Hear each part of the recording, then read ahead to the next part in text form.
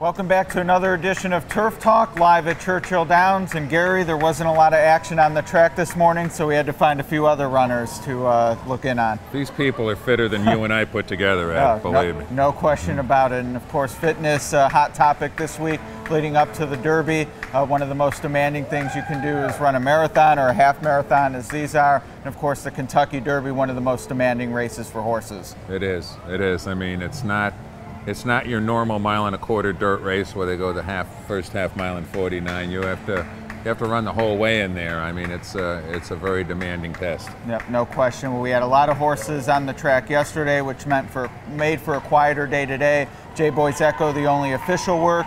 What'd you think of the Dale Romans trainee? He worked inside in a team drill. He went 48-1 to the wire and worked an extra eighth past the wire in 101. Galloped out in 13 and change. He looked well. I could not knock this work. You know, as there is with so many other circuits coming up to this Derby, you know, it's debatable on how strong some of the New York preps were, but you know, I couldn't knock this work this morning, and he strides like a horse that definitely should have no problem getting the mile-and-a-quarter. Now it's just a question if he's good enough. Right.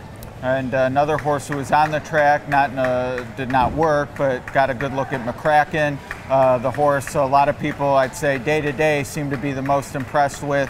What'd you make of his appearance today? He looks good. Yeah, I mean, tomorrow is the big judgment day for him. I believe he's going to work tomorrow.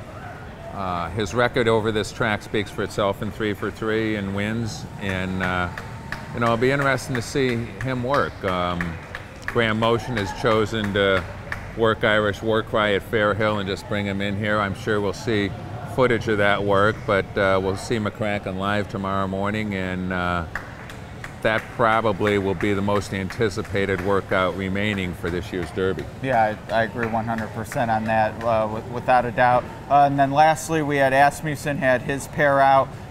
They sort of walked together until they were, you know, doing their thing separately. Any thoughts on Untrapped or Hence from what you saw today? Both very good-looking horses. Both very good-looking horses. Hence was impressive in the Sunland Derby. We'll find out what kind of race that was on May 6th, and you know, I mean, I couldn't knock Untrapped either.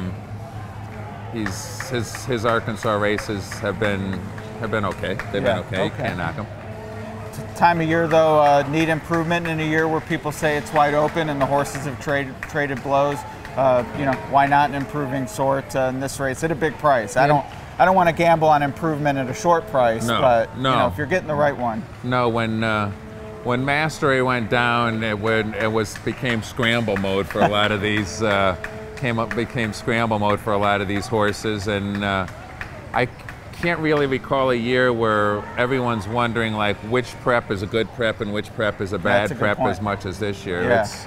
There's going to be a lot of questions answered here in 5 days. Yeah, someone asked me, but going into the race, is there a prep like we've seen in the years past? And I said, we won't know until after the Derby, and then everyone will say, oh, that was the prep. Yeah. And to me, I'm not even sure that'll tell us. I mean, then it's just on to the Preakness, and maybe they'll beat each other again. So, you know, the preps seem to take turns in certain years. I mean, last year, I mean, let's face it, myself and a lot of other people, after the Wood and the Bluegrass, we kind of got the idea that the winner might not be coming out of those two races this year, and that was the case.